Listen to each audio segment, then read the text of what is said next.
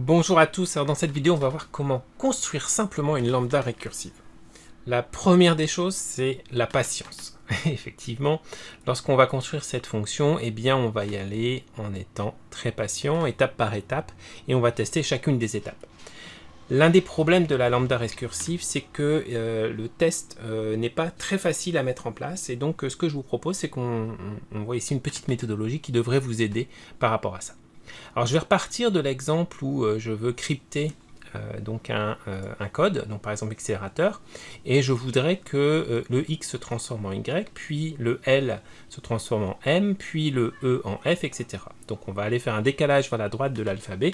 C'est la cryptologie de base qui était déjà utilisée il y a 2000 ans par les Romains. Alors comment faire? Eh bien la toute première chose qu'on va faire, c'est qu'on va d'abord créer une fonction qui va avec un paramètre qu'on va augmenter au fur et à mesure. Donc là on utilise une sorte de récursivité, mais c'est une récursivité qui ressemble plus à une boucle qu'on pourrait avoir dans VBA. On va faire prendre à une valeur, la valeur 1, puis 2, puis 3, puis 4. Donc on va reprendre ici l'information suivante. Et alors je vais expliquer un petit peu ce qu'on fait. Ce qu'on va faire, c'est qu'on va faire une boucle qui va passer à travers chacune des lettres. Et ça va être le numéro ou la position de la lettre. Donc on va prendre la lettre numéro 1, puis la 2, puis la 3, puis la 4, et on continue. Comment on va faire ça? Eh bien on va le faire d'abord étape par étape. Alors on va reprendre les fonctions de texte, gauche, stxt, et puis aussi droite. Donc ça me permet de scinder le texte en 3. On va avoir ici, gauche, on va avoir 0 caractère, puisque dans un premier temps, on ne veut pas remplacer le X, on veut remplacer la valeur qui va se retrouver entre guillemets au milieu. Donc en l'occurrence, la première valeur va être nulle. Puis on va remplacer la valeur qui se trouve au milieu. Donc si c'est la valeur 1, eh bien donc le I va prendre la valeur 1, puis 2, puis 3, puis 4. On va reprendre str. La position numéro 1, un caractère, ça va nous donner la valeur qui se trouve ici. On va prendre le code, retransformer ensuite avec le caractère de ce code-là, et on va rajouter un +1 ici. Donc on rajoute +1 au code, et ensuite ça va nous donner le caractère. Alors on va décomposer un petit peu ça, un peu plus dans le détail, et finalement on va utiliser droite ici, qui va nous remonter le reste des caractères qui se trouvent sur la droite, moins le i qui me permet d'enlever la première lettre, en l'occurrence ici, mais ça va être les lettres qui se trouvent sur la gauche. Voilà, et donc on va augmenter à chaque fois le i grâce à la récursivité du lambda. Donc ça c'est la première étape. Alors, on va regarder rapidement les trois fonctions de texte. Si par exemple je tape égal gauche, je prends ce texte là, point virgule 0, eh bien ça me renvoie rien. Si je prends 1, ça me renvoie le premier caractère, puis 2, les deux premiers caractères, etc. Donc ça c'est assez simple. stxt est un petit peu plus complexe. On démarre à partir d'une position et on prend un certain nombre de caractères. Donc là on va me renvoyer le x qui est le premier caractère qui se trouve en position numéro 1 sur une longueur de 1. Si par exemple je prends 3, eh bien ça va me retourner le troisième caractère, et si à la place du 1 je mets 2, ça me retourne ER, donc le troisième et le quatrième caractère dans la chaîne accélérateur. Droite, assez simple aussi, c'est pareil que gauche. Par exemple ici je vais retourner les deux derniers caractères. Voilà, donc ça c'est assez simple.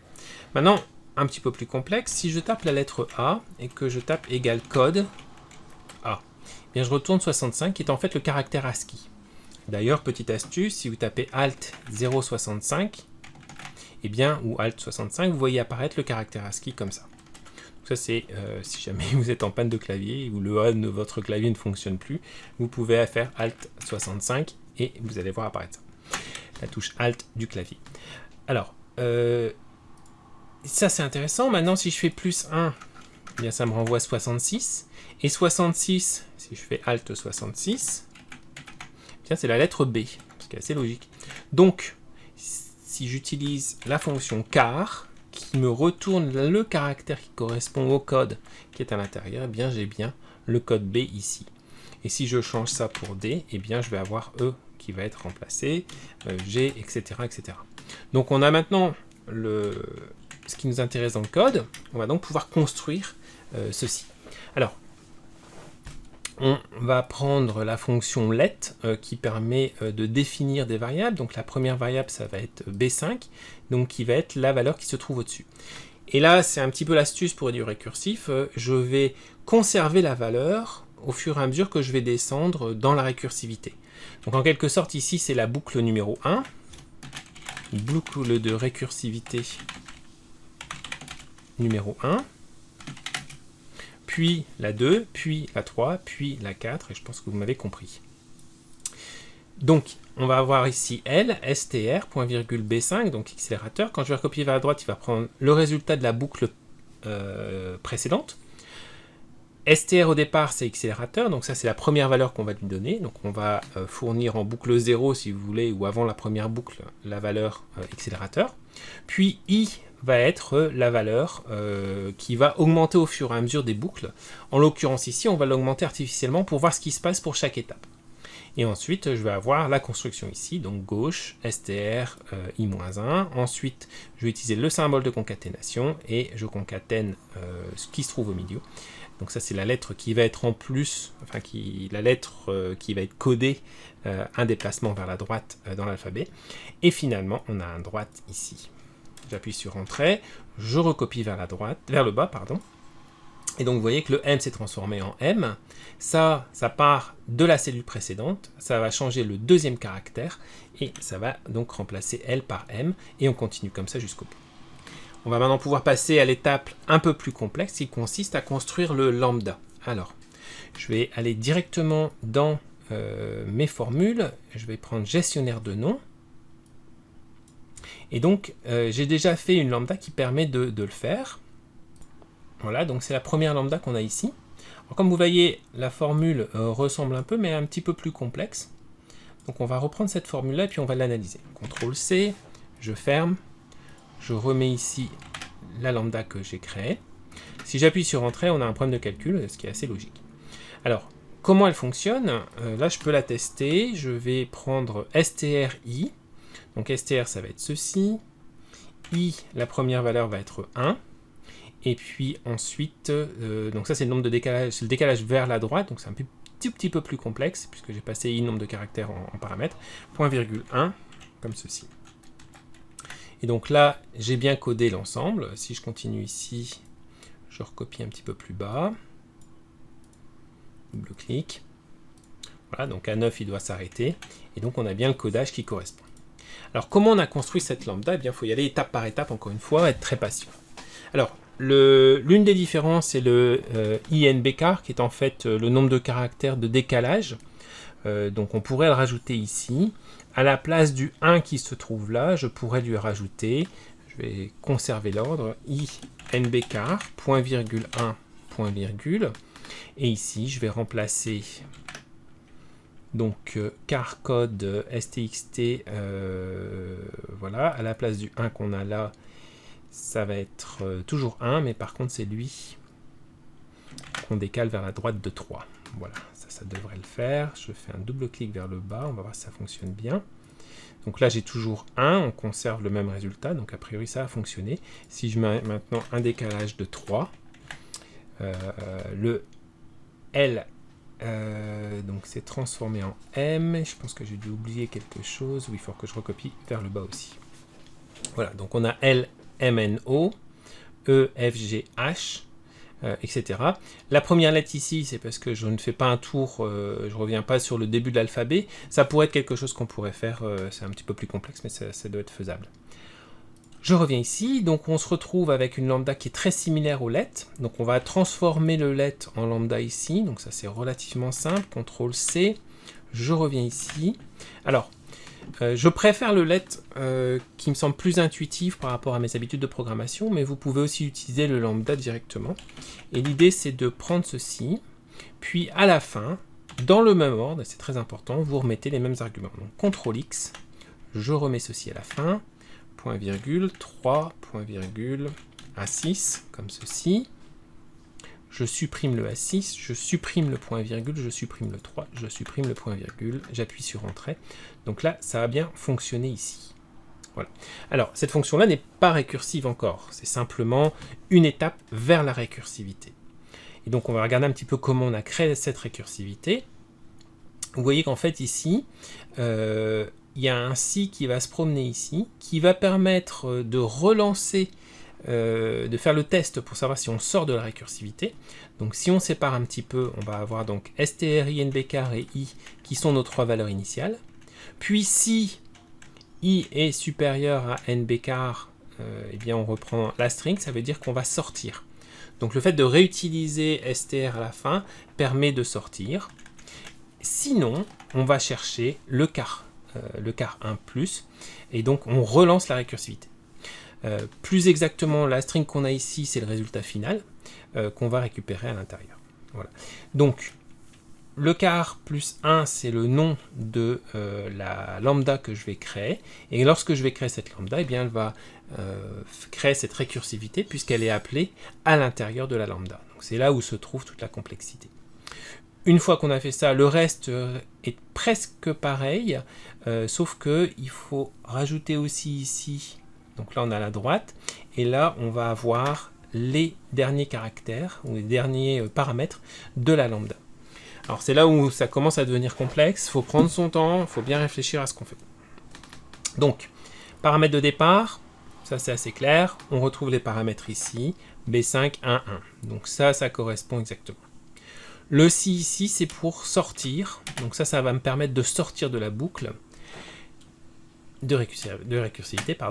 Et le car plus 1. Le car plus 1, c'est le nom du lambda. Donc c'est là où ça devient un petit peu plus difficile parce que vous ne pouvez pas vraiment tester ça. Mais c'est le nom du lambda que vous créez. Donc là, c'est car plus 1. Ou on pourrait l'appeler plus n, peu importe. Comme ceci. Ce qui est très important, ça va être de nommer la lambda avec le même nom.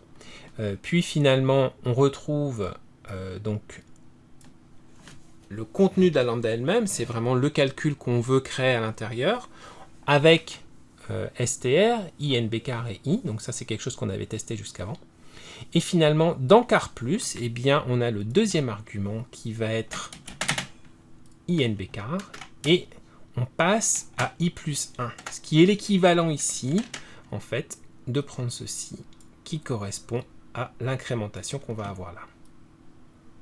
Donc le i plus 1 permet de créer cette boucle en fait, où la valeur i va prendre la valeur 1, 2, 3, 4, 5, etc. Voilà, donc ça on va pouvoir appuyer sur entrée. On va regarder où est-ce que ça... Oui, je crois qu'on est obligé de laisser ça comme ça. Voilà. Là on a un problème de nom bien sûr, puisque car plus n n'existe pas, mais on va créer ceci, donc on va prendre la lambda, on va la créer. Donc je reprends tout sauf les paramètres qu'on avait ici pour tester, qu'on ne peut pas tester malheureusement. Je vais ensuite aller dans formule, gestionnaire de nom, je vais faire un nouveau nom que je vais coller ici. Donc bien prendre le égal devant et on va l'appeler. Et là, même chose, il faut bien prendre car plus n. Les copier-coller sont très pratiques. Ici, vous pouvez rajouter un commentaire. Donc ça va être par exemple chaîne de départ. Point virgule, le nombre de caractères ou le décalage, i, n, b car, décalage, point virgule, et là il faut mettre 1 à chaque fois puisque on part avec la valeur 1. Je valide par OK, je ferme et il ne reste plus qu'à tester. Donc comme ici on l'a mis à l'intérieur, eh bien on voit que ça a l'air de fonctionner puisqu'on l'a utilisé en lambda avec tout ça, mais beaucoup plus facilement, égal, car plus n, parenthèse, accélérateur, point virgule, le décalage, 1 par exemple, point virgule 1, et donc je retrouve un décalage de 1. Si je veux avoir le décalage de 3 que j'avais ici pour retomber sur le résultat que j'ai ici, eh bien je vais changer le décalage, donc le deuxième paramètre, et donc on a maintenant exactement la même chose que ce qu'on avait ici, donc notre fonction fonctionne très bien. Alors, grosse limitation que j'ai appris difficilement, j'en ai fait un post, mais je vais revenir sur ce que j'avais expliqué. Malheureusement, le nombre d'itérations, enfin le nombre d'itérations est égal à 1024 divisé par le nombre de paramètres qu'on passe, plus 1. Donc en l'occurrence ici, ça va être égal à 1024 divisé par 3 plus 1. Et ça, c'est mon maximum d'itérations. Or, dans un cas comme celui-ci, eh bien, je vais passer à travers 256. Donc si je mets plus que 256 lettres ici, je rajoute beaucoup de lettres. Voilà. Donc là, pour le moment, ça fonctionne. Je vais mettre ici le nombre de caractères qu'on a là. C'est égal à nb car de ceci. Voilà, donc je suis à 86. On va rajouter encore un peu plus. Donc là, je suis à 344. Et là, on se retrouve avec une erreur qui s'appelle l'erreur nombre. C'est pour ça que on a une limite très importante de la récursivité. C'est très pratique dans certains cas très spécifiques. Donc, la solution que j'avais donnée, qui est la solution sans récursivité, qui est donc une fonction unique, vous pouvez regarder la vidéo que j'ai postée précédemment, et évidemment la solution à adopter, puisque c'est beaucoup plus facile à gérer, et puis surtout on n'a pas cette limite-là. Ceci dit, dans certains cas, eh bien, on peut reproduire des boucles, tant que ce sont des boucles relativement simples, ça permet de reproduire des boucles de récursivité à l'intérieur. Voilà, donc ça c'est une première étape dans la récursivité. On peut aller beaucoup plus loin et utiliser la vraie, entre guillemets, récursivité, où on prend le résultat, on le passe et on fait d'autres transformations. Le très gros avantage de ce que je viens de montrer, c'est vraiment la compréhension de la sortie de la boucle, donc qui se fait ici, et aussi, évidemment, ce qu'on a à l'intérieur, et bien comprendre aussi le i plus 1 qui permet de reboucler, et donc de comprendre cette condition. Donc tant que ça c'est supérieur, au moment où c'est supérieur à nb car, eh bien on renvoie str, donc on sort de la boucle, on ne fait plus appel à car plus n, et donc on arrête la fonction. Voilà, donc c'est 16 minutes bien condensées, et j'espère que ce fichier et puis cette vidéo vous seront extrêmement utiles. À très bientôt, au revoir.